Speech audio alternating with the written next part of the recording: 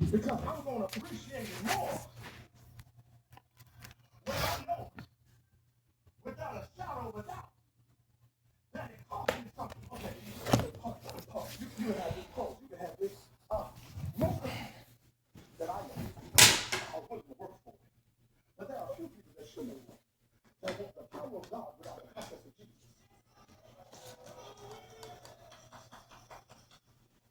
You want the oil without the crushing.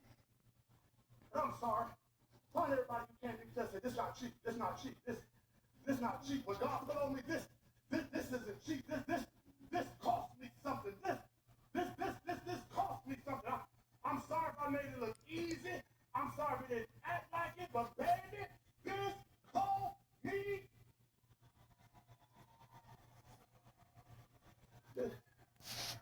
This cost me something. This cost me something. As a matter of fact, this cost me something.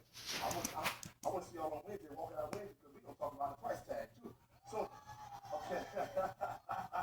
this cost me something. This cost me something. So, I want you to answer questions, because we're going to deal with the price tag. See, there's a difference between Neiman Marcus and Walmart.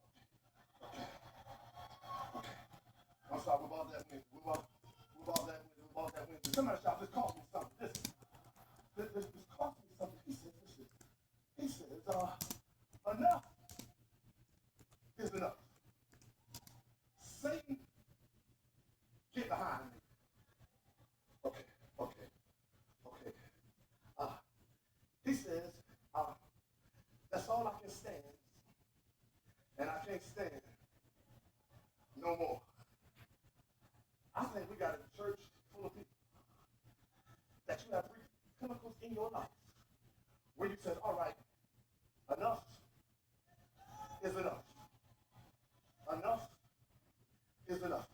Let me pause you. I said enough is enough. Because there's so much in the text. Because we read verse 10 and we check this out there. Look verse number 11. He says, and the devil left him, and angels came to attend him. Okay, y'all read about it. He says, the devil left him, but angels came to attend him. Which says to me, the spirit never left Jesus from the wilderness. The devil left. The spirit was still with him, but he still needed help. I don't care how much Holy Ghost you say you have.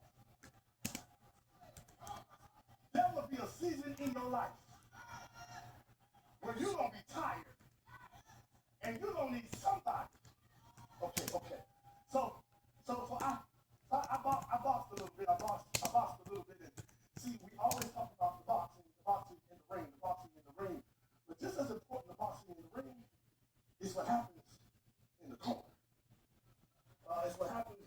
We pay attention to the fighter, but we never oftentimes pay attention what happens in the corner.